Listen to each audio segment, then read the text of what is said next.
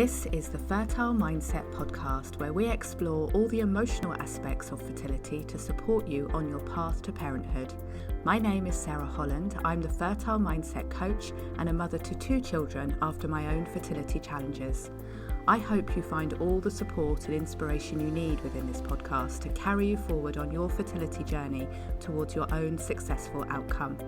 It's also my wish that through listening to these episodes, you rediscover how to enjoy life now and live it to the full while you wait for your baby. Now, let's begin today's episode.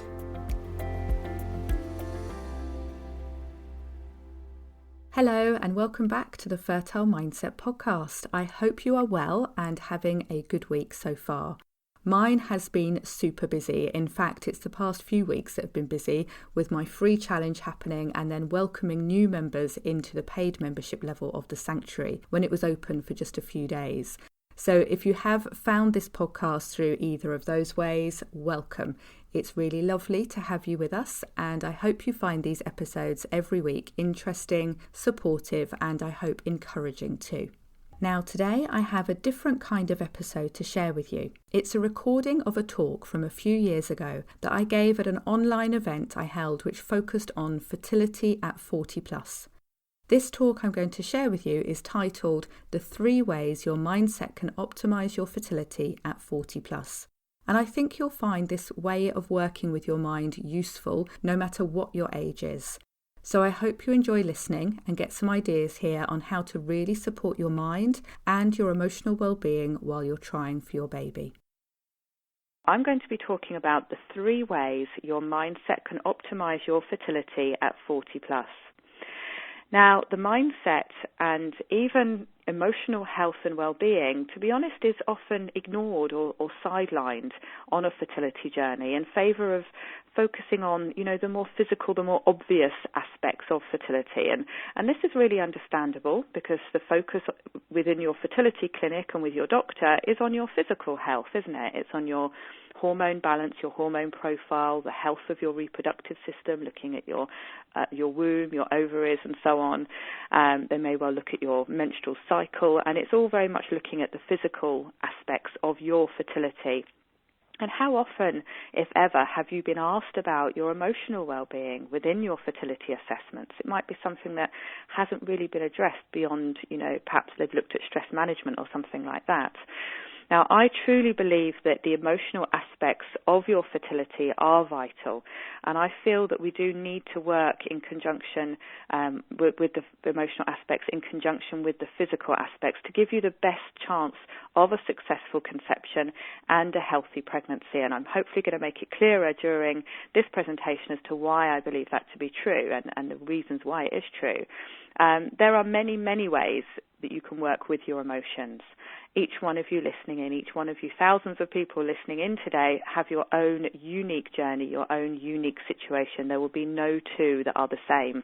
And therefore, the emotional issues that you're dealing with and your priorities are unique as well. However, I feel that there are some key areas which I believe most will benefit from addressing, and these are the ones that I'm going to share with you today. So we're looking at 3 ways that your mindset can optimise your fertility. The first one we're going to be looking at is recognising and addressing any beliefs that you have which could be impacting on your fertility, and we'll talk about how they could be impacting as well.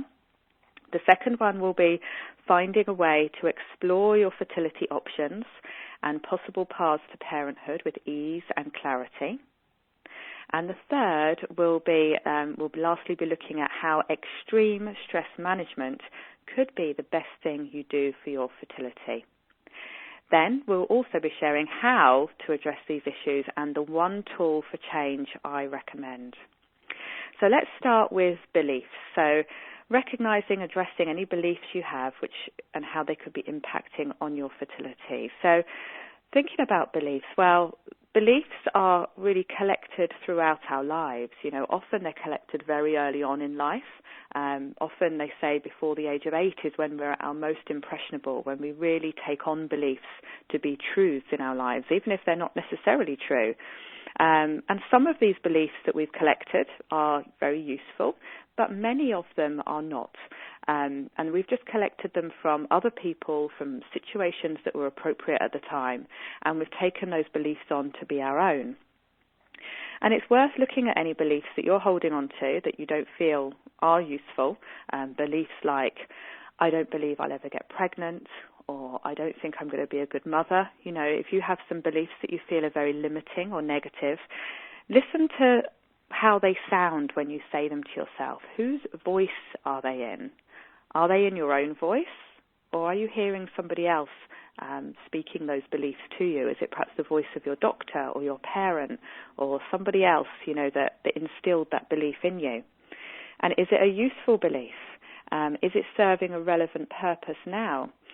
I was reading a blog just yesterday by Anya Sizer, the wonderful fertility coach at London Women's Clinic, and I was preparing for this, and it was so timely because she blogged about beliefs and fertility, and you can read the blog at londonwomensclinic.com. Now, Anya went through lots of steps there about clearing beliefs and why it's important to do so, and one part that really stood out for me, she called it the 3-question challenge. And it's 3 questions to ask about these beliefs to start challenging them and seeing whether they are actually useful to you or needed or in fact true. So the first question is this belief true? The second one is it helpful to me? And the third is it helpful to anyone else? And with those questions, we can start to challenge beliefs and find out whether they are really needed or not. And if a belief isn't needed, then I would recommend that it's cleared, and we'll be talking soon about how we can easily do that and how we can effectively do that, most importantly. So why do we collect these beliefs, you know, that may not be useful to us? Well, they're often collected at a point of trauma in our life or a significant event. It's at a point of us experiencing that trauma, even if it seems like a relatively small trauma, that we make a promise or a vow to ourselves, and we take that belief on. And it might be something like, I will never do that, or I will never believe that. I'll never put myself in that vulnerable position again. Like, for example, when we're talking about beliefs about whether we will get pregnant, there might be an appointment that you had with a doctor where they gave you some very bad news or painted a very bleak picture. And at that point, that belief was instilled of, well, I just don't believe this can ever happen. And that has stayed with you very strongly because you were at a very vulnerable place when that information was delivered to you. So what it's worth looking at with beliefs, alongside, you know, the questions that Anya suggested there, is to discover for yourself, is this belief based on fact or is it based on fear? What's the root of that belief that you have? And as we said before, you know, key ones for you at the moment may be, you know, how you are feeling about your fertility. What are your beliefs that you're holding on to about your fertility? When you're trying to conceive each month or you're trying to conceive through fertility treatment, what are you saying to yourself and talking to yourself about, you know, about the chances of success and whether this will work out? And how do you feel about your chance of getting pregnant and staying pregnant? You may have found that, as I said before, that these beliefs have come in from, say, your doctor, from your friends giving well-meaning but much unwanted advice about your fertility, or even from the media. We know how influential the media can be when it's around us every day, online, on the television, in print, and we're hearing messages about fertility at 40 plus all the time. And perhaps even subconsciously you've taken on those beliefs and you didn't realize how strongly you were being influenced by everything around you, and you haven't actually based those feelings on fact. So a belief might be, for example, I'm over 40, so therefore I don't believe I can get pregnant. Because I'm hearing that message so often, everybody's saying it, therefore it must be true. And then you'll be finding that you're living your life and making your decisions and moving forward, trying to conceive your baby, all powered by that belief, which is that you don't believe you can get pregnant. Now, I feel it is really important to clear beliefs. And the reason I think this is so important and why it's the first, you know, one that I wanted to mention here to you is that it stops you really being able to assess the facts of the situation. So like we said, you might have taken on this kind of subconscious belief due to the influence of the media and doctors and friends and statistic tables and so on, that because I'm over 40, I don't believe I can get pregnant, or some variation of that. But you haven't actually been looking at the facts for you individually. You may not, for example, have been noticing that your menstrual cycle is still very healthy and that you're ovulating regularly.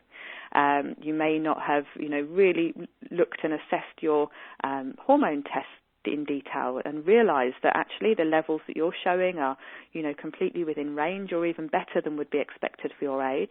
And you might not also be recognising, the other things that you are doing to boost your fertility or that you're planning to do to boost your fertility beyond the average 40-plus-year-old.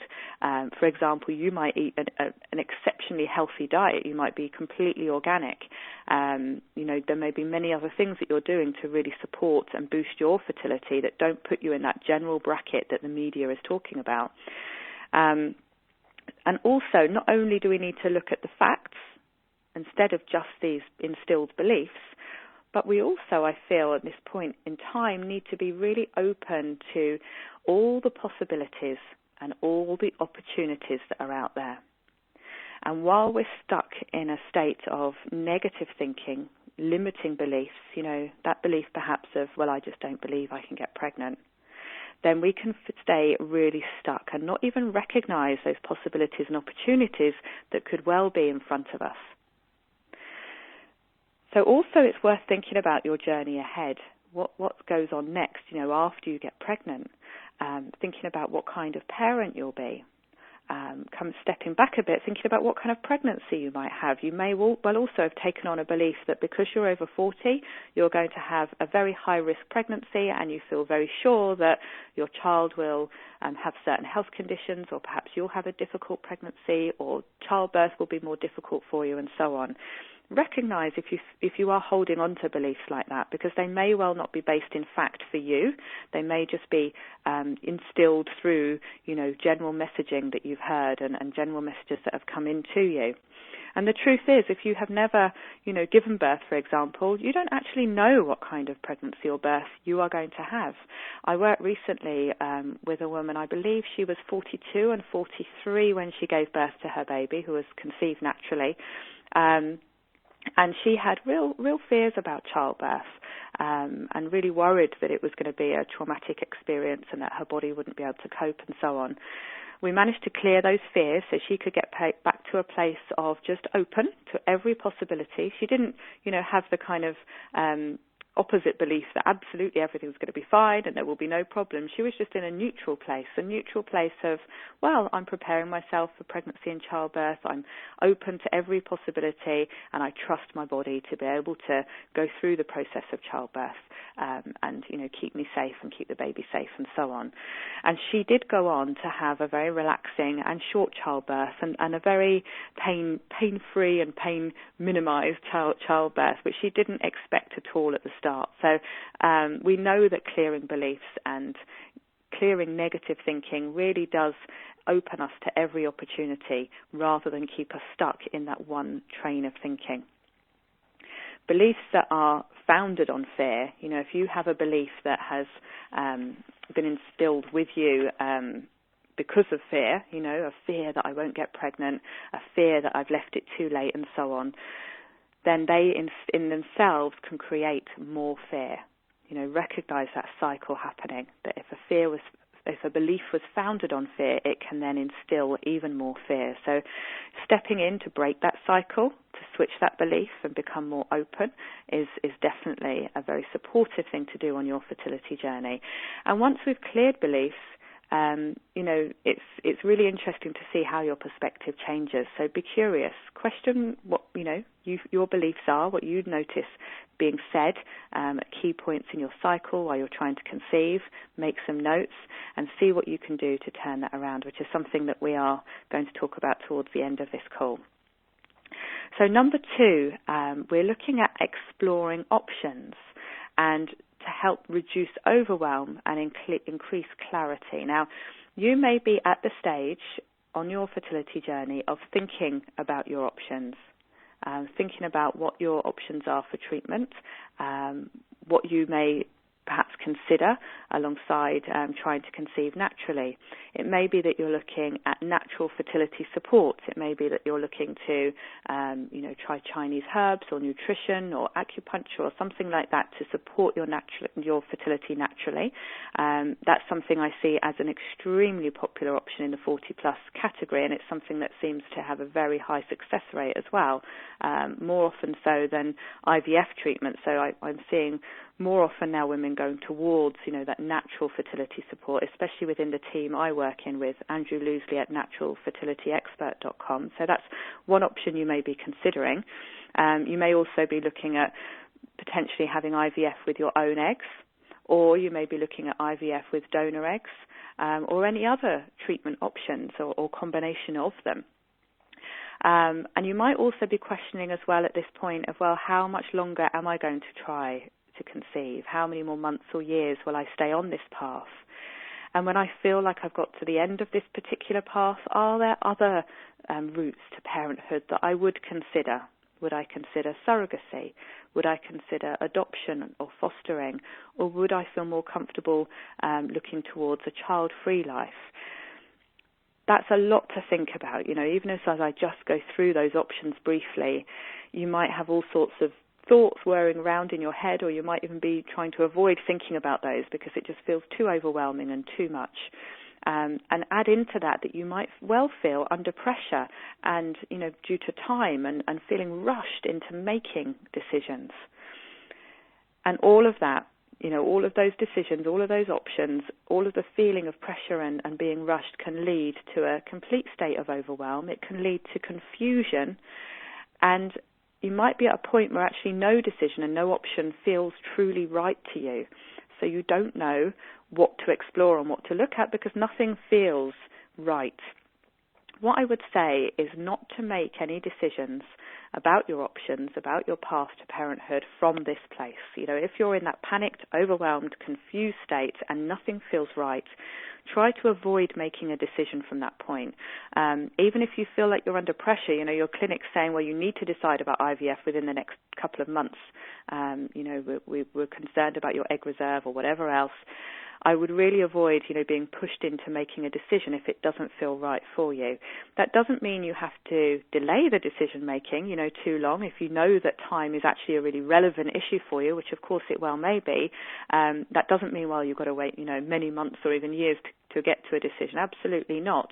What you need to do is to find an effective way to deal with this overwhelm, to help you increase your clarity and be able to assess those options and make decisions from a different place, from a place of clarity, from a place of connecting with your truth and your own inner guidance and intuition, so that you're making the right decision to the best of your knowledge at the point you are in your journey. And if you don't do that, if you end up making decisions out of fear and through being rushed and overwhelmed, and I speak from experience of seeing people go through this, you may well later down the line regret that decision that you made, knowing that it wasn't actually right for you. It's just something you felt kind of pushed into.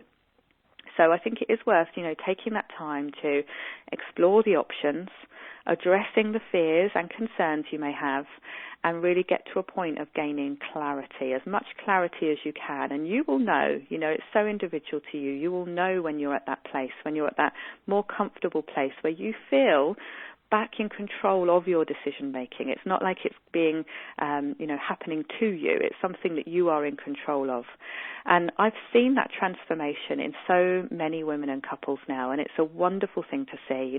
They may well start off feeling extremely overwhelmed, and I've got two particular women that are popping into my mind as I'm saying this, where both of them were on a similar path, where they were both considering egg donor treatment. And for both of them, it had been suggested by a doctor, and it was, you really need to look at this, and we want you to decide if this is what you're doing. And it had shocked them. It wasn't something that they'd considered. They thought they'd be able to continue having IVF using their own eggs, but here suddenly they were presented with the only option, that was available to them from the medical perspective. And yeah, as you can imagine, especially if any of you have been there, all sorts of thoughts and worries and issues and moral issues and legal issues and all sorts of things can come up, and financial, of course, as well, when you think about donor egg IVF. And their instant reaction was to say no, or to just rush ahead and not think about it, one extreme or the other. Just kind of make that decision quickly and get on with this.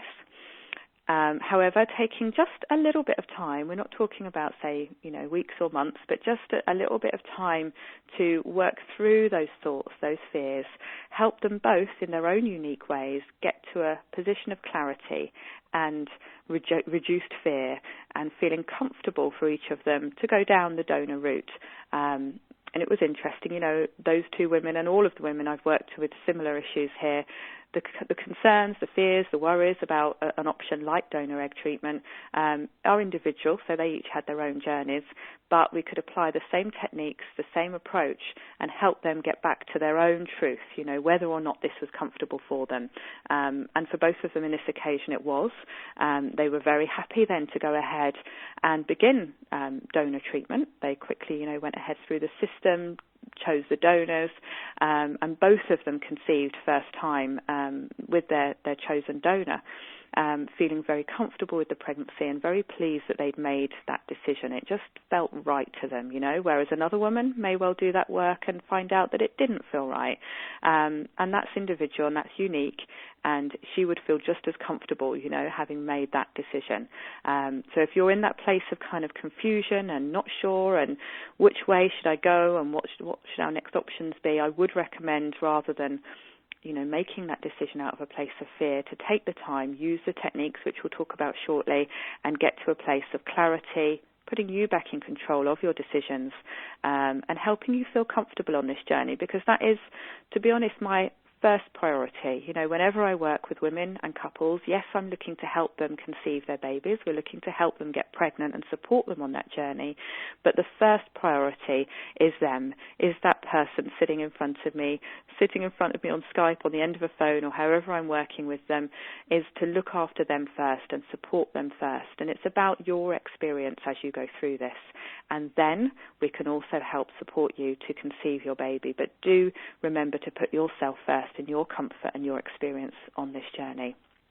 And once you're in that place, of feeling a bit more comfortable about possible options that are out there, whether, say, that's donor treatment, IVF, natural support, adoption, whatever it might be, they may well be on the back burner for a while. It might not be something you're going to, go to straight away. And if that's the case, if you're still pursuing your current path, actually we're going to stay on this route to see if we can create our family this way before we look at those options, then it does help you be able to focus more clearly and, more directly on that path, and really give it your all, rather than worrying and fearing about, well, what's the next step going to be? You've got that clear, you feel comfortable about your next options, therefore you can divert your attention back to exactly where you are in the moment, giving your best to this particular path you're on right now. So that's exploring options and why I think it's important to address the mindset aspects there. On to our third and final point, which is extreme stress management. Now, stress management is the main reason that most people contact me for one-to-one support. It's the main reason they send me that email and say, look, I've got to a point where I've realised that I really do need some support. They may be feeling, very high stress levels. It's impacting on many areas of their life, and they want it to change, and actually they tell me it must change. They can't even perhaps imagine staying on this fertility journey while they're so stressed. But why is this important for fertility? Like we're saying, look after yourself first. That's important. But how can it have a knock-on impact on your fertility? Well, we know the impact of stress on our health, don't we? That's widely reported and recognised now, and you probably notice it yourself in tangible ways, that when you're stressed, you notice your health suffer also. And of course, if we're looking at the impact of stress on our general health, of course it's going to impact on our reproductive health as well, which is just one system within our body.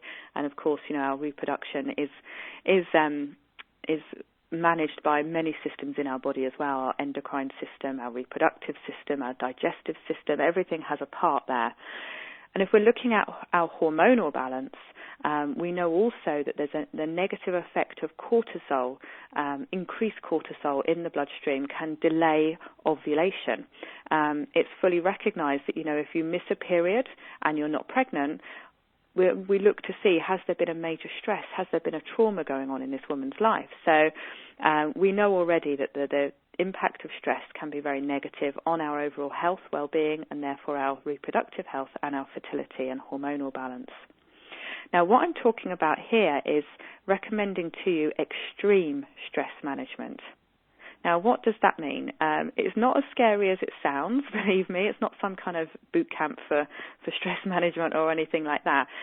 What I mean here is addressing every stress trigger in your life, or as many as you possibly can, and especially the smaller ones, the ones that you might usually ignore.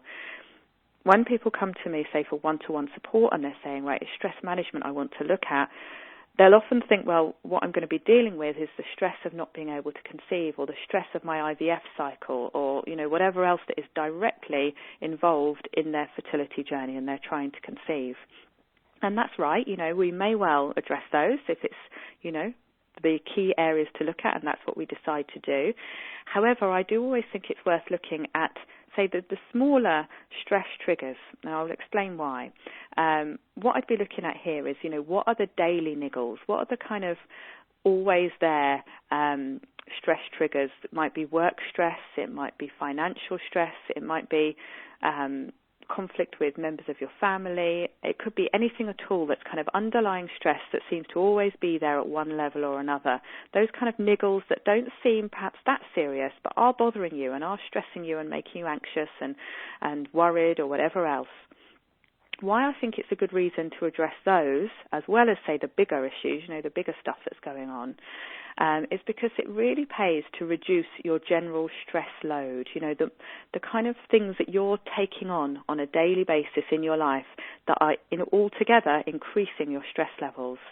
If you manage to sort out all those small kind of niggly things, literally if you work on all the different things at work, for example, if you address all of those, you become less stressed during your working day, which for many of us, work takes up a big part of our lives.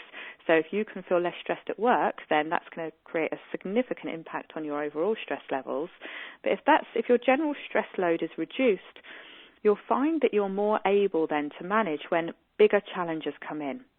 So, it might be you're navigating this fertility journey, and we know there's lots of twists and turns along the way. You don't always know exactly what's going to come next. And say, you hit a bit of a roadblock. You receive, for example, some test results that aren't what you hoped, and they've really changed your options and really made you look at your fertility differently. Or perhaps you're navigating your IVF cycle and you're coming towards the 2-week wait and you're noticing symptoms like your period's coming and you're feeling very overwhelmed and stressed at that stage. Now, if you're already in a place of feeling overwhelmed by stress and, all the little niggly things bothering you, you won't have much capacity left to be able to deal with the challenges when they come in. You really won't. You'll get to a point of feeling very overwhelmed and at breaking point often. Whereas if you've managed to do some really good extreme stress management, really good looking after yourself, self-care throughout the weeks and the months leading up to an IVF cycle, for example, when that cycle comes and you're facing, the challenges and the things that happen along the way, you'll be able to cope much more easily because you'll have those resources available to you. You'll have a little bit of energy left to be able to deal with challenges as they arise. And of course, this comes back to clarity again, as we were just talking about. The less overwhelmed and stressed your mind is, the less thoughts you have buzzing around there, the calmer it feels, the greater clarity you'll be able to achieve as well, which I think is such a useful thing to have on a fertility journey. And of course, by reducing stress, looking after yourself in that way, you'll in turn not only be supporting yourself, but supporting the relationship you're in as well, and supporting yourself and both of you as you go towards pregnancy and becoming a parent and preparing yourself for that adventure of parenthood. So I do think that stress management, which you've probably already thought, yes, that's important for me, make it one of your priorities for all of those reasons and more. I really would recommend, daily self-care, finding a tool that really works for you and incorporating it into your daily fertility regime. Now, I'm expecting that you'll probably take in some, supplements every day. You may well be doing a bit of fertility massage every day, going to your acupuncture appointments, whatever else you're doing. I would highly recommend incorporating some emotional self-care into your daily routine as well. And we're going to talk about in a second how to do that. So what can we do with these three ways that we've gone through? Well, first of all, I would say to take from it what you want from these three areas. It might not be that it's all for you, but some things might have been really triggering you and really resonating, and make some notes and decide what you want to take from that. And then once you have some ideas about where you're going to work with your mindset to support your fertility, it's the next stage is to find a tool that will really support you and help you transform those aspects. And you want something that's going to work effectively, but also work quite quickly, as I know that, for many of us, time is an issue, and you don't want to be many months and years in therapy. So something that's effective but also quick working, and ideally a way that you can support yourself as well as working alongside a therapist. I think there's a benefit in both when you're looking at emotional well-being and emotional support. It's absolutely a good idea to, have professional support. There's no doubt about it, and there's times when, nothing else will do other than to be able to share and, have the other person who's not connected to your journey directly and can give that unbiased, non-judgmental support when you most need it, and also encourage you to, go forward into that healing journey where sometimes when you're by yourself, we sometimes hold ourselves back and we don't always go the full way into the areas that need the most support. So professional support, I would highly recommend. But equally, I do think it's a good idea to have the tools literally at your fingertips, for self-help, because you never know when you're going to need that emotional support and stress management reduction, whatever it is. So if you can also learn tools to use by yourself, then that is really valuable. And, you feel more empowered. So much on this journey feels out of your control and handed over to others, doesn't it, when you're working with clinics and so on. And if you can do something that takes back control, puts you back in charge of your emotional well-being, then that is a really powerful and wonderful place to be. So, and that's what I'd love for each and every one of you, which is why I have a free gift for you shortly, which I hope will give that gift to all of you. So the tool that I recommend is EFT. Now, this is a simple but very powerful technique. It can really be the catalyst to positive change in your fertility journey. And as I said, shortly I'm going to give you an opportunity to learn EFT and to be able to start using it by yourself, all completely free of charge. We don't have time within these shorter presentations to learn that, but I'm going to give you another opportunity to hook into it and start using EFT. So what is EFT? Well, it stands for Emotional Freedom Techniques. Some people just hear EFT as called tapping or meridian tapping, because EFT is based on the same energy system as acupuncture. So you may well have had acupuncture, a very popular therapy for fertility.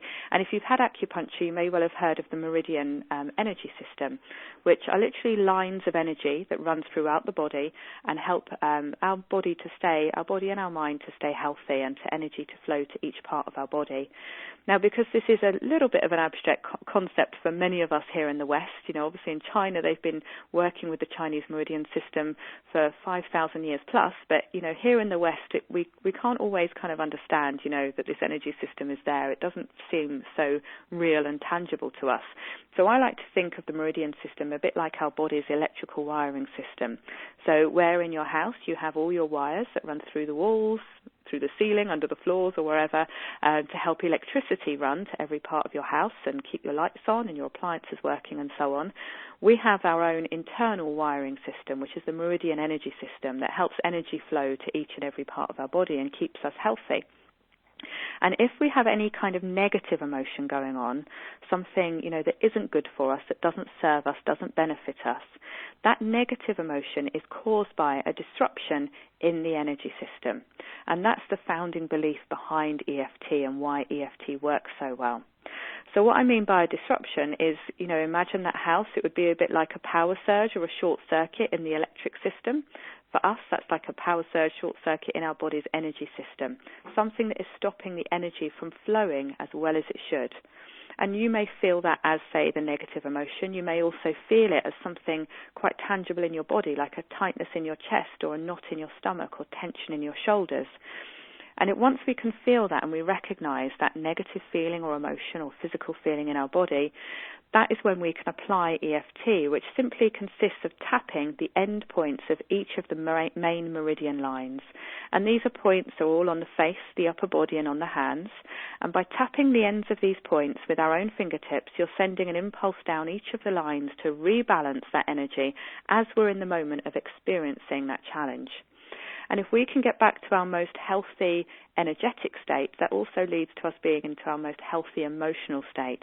So that's what EFT looks to do, really. We're not bringing in any kind of, false feeling positive affirmations that are very difficult to take on when we're feeling negative.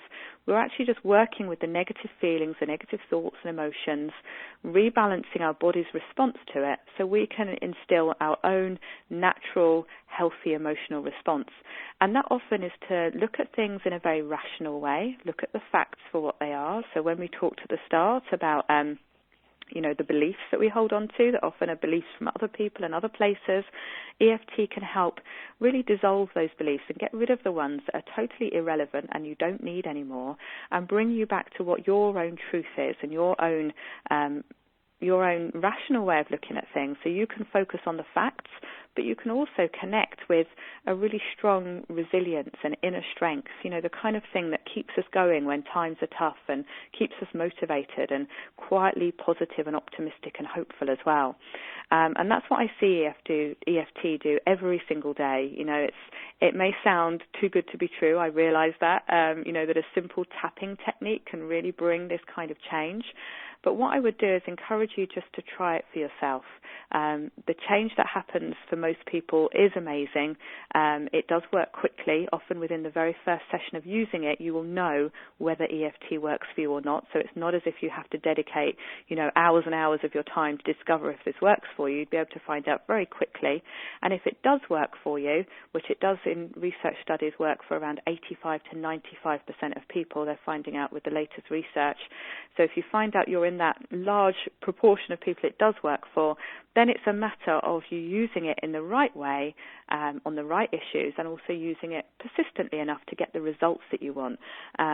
And literally then you can apply it to absolutely anything. And that's why I said I feel this is a really empowering technique, something that puts you back in control of your emotions when so much else is feeling out of control.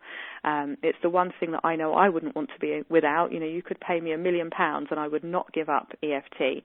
It really is a valuable tool that I want by my side at all times. And all the women and couples that I've taught this to, many of them take it on to really be, their support by their side as well, and they use it through their fertility journey, but also beyond as well, into their journey through parenthood and, the rest of their life and any other challenges that come up. I hope you enjoyed listening to that talk, and after the description at the end of what EFT is and how it can support the mind and emotions, I'd love to give you a way to both learn how to do EFT and also receive some support in using it for fertility. And that is through a membership of the Fertile Mindset Sanctuary. The paid level of membership has just closed this week to new members. However, you can still join on the free level, which is called Bud, and gives you everything you need to start using EFT and using it well. The free Bud membership of the Sanctuary acts as a waiting list too for when we next open the paid level called Blossom. So if you do become a free member now, you'll be the first to know when we open up the next level again. And in the meanwhile, you can still dive into using EFT and start supporting the whole emotional part of your fertility. You can join the Sanctuary at fertilemindset.com/sanctuary. Thank you for joining me today, and I look forward to speaking with you again next week on the Fertile Mindset podcast. I'm so pleased you're listening to the Fertile Mindset podcast, and now I would love to invite you to join us in the Fertile Mindset Sanctuary. The Sanctuary is my fertility support membership, which is focused on taking care of you and helping you enjoy your life while you wait for your baby. In the sanctuary, I'll guide you through using an amazing technique called EFT or tapping, and you'll soon be feeling less stressed and more joyful. If you're not already in the sanctuary, do come and join us today, because the best time to start receiving support on your fertility journey is always right now. Honestly, it makes such a difference to have good quality emotional support and techniques that you can pick up and use yourself whenever you need them. Go to fertilemindset.com/sanctuary to join us today. I look forward to hopefully seeing you there and at the next episode of the Fertile Mindset podcast.